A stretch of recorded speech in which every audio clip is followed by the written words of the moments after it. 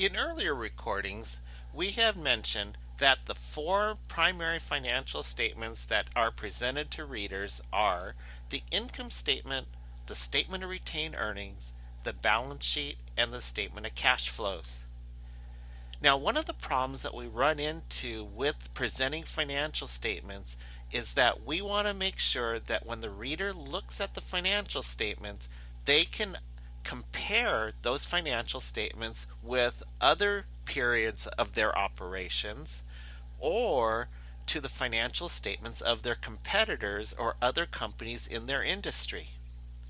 The problem with that is that different companies are of different size, and it would be very difficult to just look at the dollars in order to make those comparisons. So one of the things that we do with financial statements is to do ratio analysis.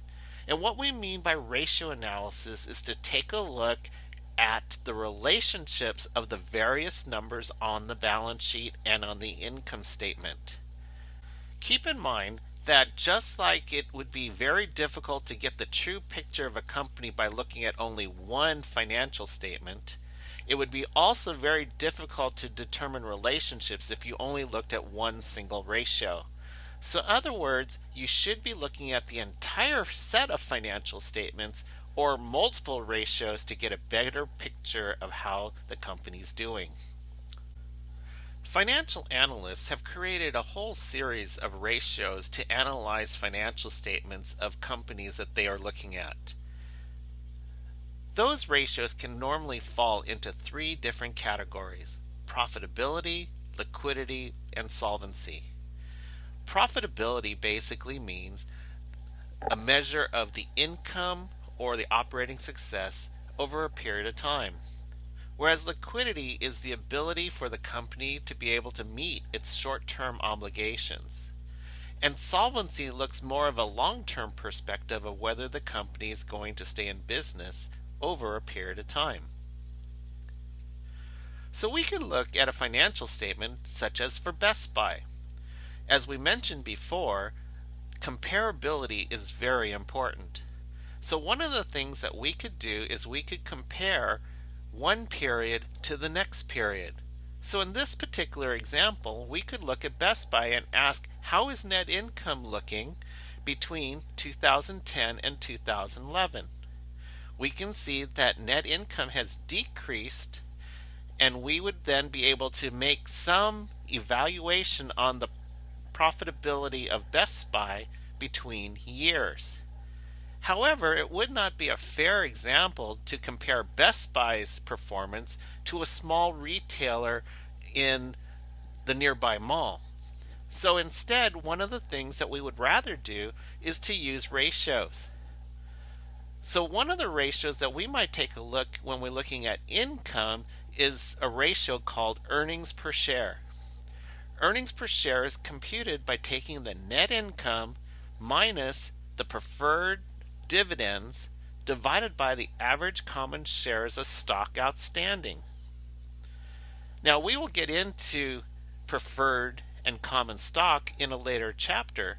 However, keep in mind what we're really looking for here is net income being allocated amongst all the common shares of stock.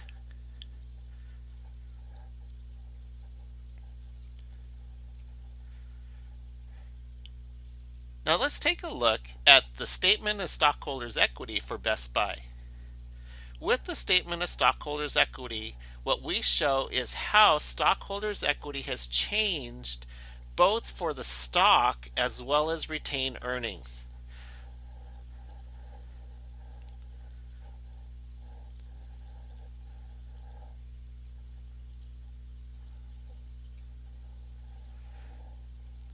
One of the things as we look at the Best Buy stockholders' equity is that one, common stock has increased in the first year, but then in the second year it decreased. Best Buy also paid out dividends each year. However, for many years, Best Buy did not pay dividends even though it was profitable and could have done so. Remember, we made the comment in an earlier video where we said that a company may make a selection as to whether to provide a dividend to its stockholders or not. So here's an example of the entire classified balance sheet. And if we were to look at this entire classified balance sheet, we would start to feel somewhat overwhelmed when we looked at all the numbers here. However, what we could do is find key relationships within these financial statements that will make it easier for us to understand. So as we look at liquidity, one of the key ratios that you might want to look at is called working capital. The working capital of a company is its current assets subtracted by the current liabilities. So in other words, we would expect a company to have positive working capital if the company was very liquid. If the company was not very liquid, where the current liabilities were greater than the current assets, we would be kind of concerned. So we might have also a different kind of liquidity ratio called the current ratio. Now notice the current ratio is current assets divided by current liabilities. One of the advantages of taking a look at the current ratio is now we could take the current ratio for Best Buy and we could then compare it to the current ratio in a prior period, or to other companies, or to the industry as a whole. So as you look at the little box at the bottom where it says for every dollar of current liabilities, Best Buy has $1.21 of current assets. So in other words, you have a current ratio of 1.21 to 1. If I was to compare that to the industry average, it would show that Best Buy's current ratio is lower than the industry and to its comparison company of H.H. Gregg. If I was a shareholder, I might be concerned because the other industry examples or comparisons are more liquid than Best Buy. Now the question comes up is, can a company be too liquid? Just like in the old days when people didn't believe in banks and they believed in holding cash, they would take cash and they would hide the cash away. One of the problems is that if you're too liquid, you're not making your cash work for you. Some of you may have heard the term inflation.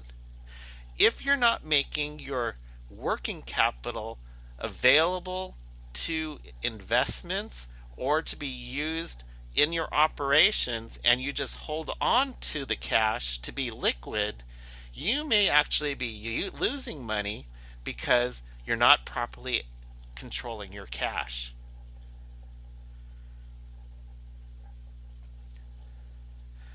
Solvency, on the other hand, is a ratio to take a look at the long-term nature of a company.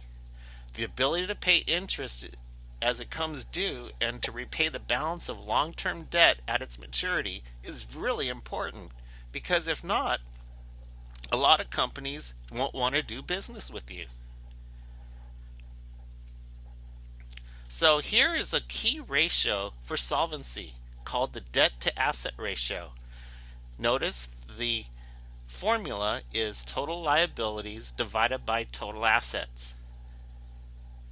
In the case of Best Buy, in 2011, the debt to asset ratio is $1 of assets was financed by 59 cents of debt, or 59%. Now if I'm looking at 59% of debt to asset ratio, the 2011 Best Buy value is better than the 2010 Best Buy value.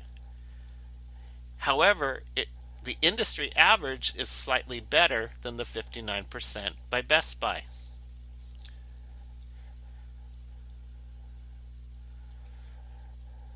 So, is debt a good thing?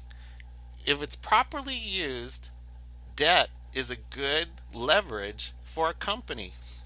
However, you cannot get too much debt, because if you have too much debt, you'll put yourself in a position where you may not be able to pay it all back. So if you take a look at the companies in this list, such as American Pharmaceutical, Callaway, Microsoft, all the way down to General Motors, take a look at which companies are doing better. A company like General Motors, which has a 94% debt to asset ratio, shows that it's very leveraged.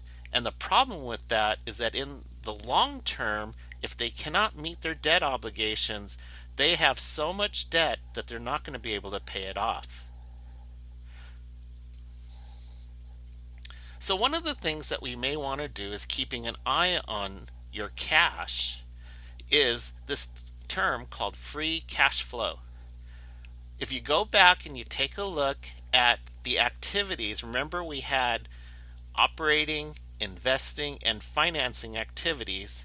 We take the cash that's provided by our operating activities and we subtract out the capital expenditures and the dividends that are to be paid out. The remaining balance is what we call free cash flow. Free cash flow is the cash available to do various projects or to acquire other assets as we go along. So here's an example of MPC and its free cash flow. If the cash provided by operating activities was $100,000 and we subtract out how much we anticipate to have to spend on property, plant, and equipment and how much we want to pay out in dividends, the remainder is the free cash flow. Once again, cash is really important. We want to be able to track it and be able to understand what's available for future use.